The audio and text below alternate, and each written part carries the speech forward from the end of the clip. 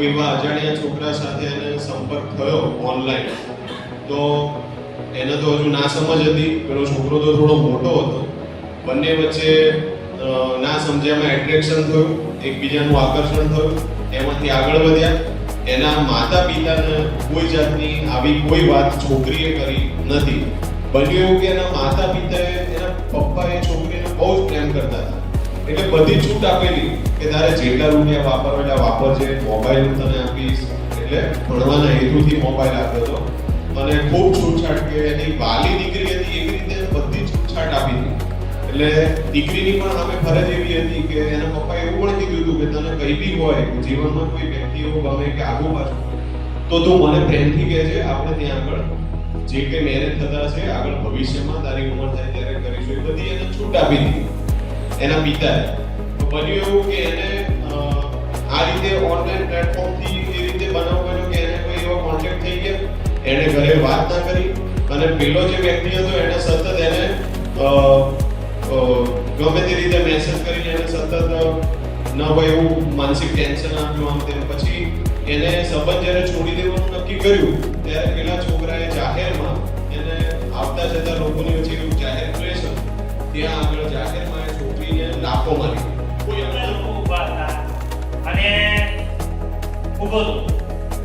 પછી પાછો એનો ફોન આવ્યો એક વોટ્સએપનો કે સર અમે આવી ગયા છે, તમને લેવા તમે. હું તો આ કંઈક બીજા ગેટે ઉતરી ગયો છું અને શું છે મને ખબર નથી અહીંયા. તો કે કંઈ વાંધો નહીં, અમે આવીએ છીએ.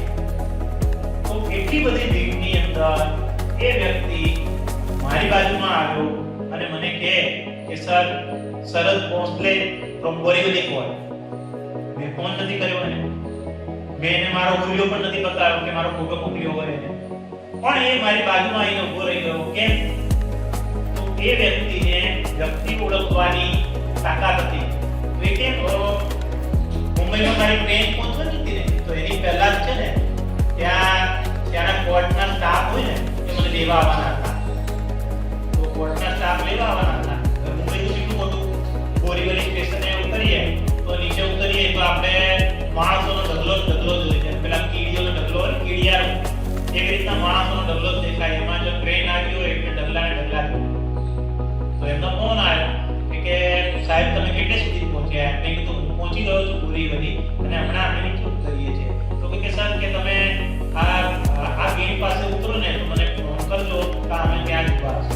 તો હવે મારી વાત છે પણ આપણી સામે અન્યાય થઈ રહ્યો છે, એને બહાર ન લાવો અને આપણે જોઈએ છીએ કે આને અન્યાય કરેલો છે અને સાચું ન કહેવું એ પણ પાપ.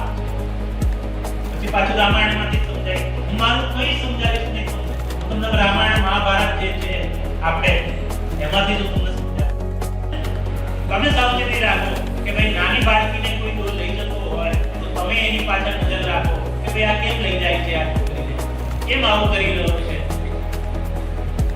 ફૂલ ટાઈમ છે મારી બહુ જ સિનિયર જજની છે, પણ હવે દરેક જગ્યાએ શું છે કે તમે ક્યારે કોઈ જજ સાહેબને આવા કાર્યક્રમમાં જોયા નહીં ક્યારે, પણ હવે સ્પેશિયલ સુપ્રીમ કોર્ટે દરેક જગ્યાએ એક એવી કોર્ટ તૈયાર કરી કે અમારું પણ એક પ્રતિનિધિત્વ થાય અને અમે પણ એવા અવેરનેસ પ્રોગ્રામ જે આ જાગૃતતા લાવવાના કાર્યક્રમ કરીએ તેમાં હાજર રહીએ.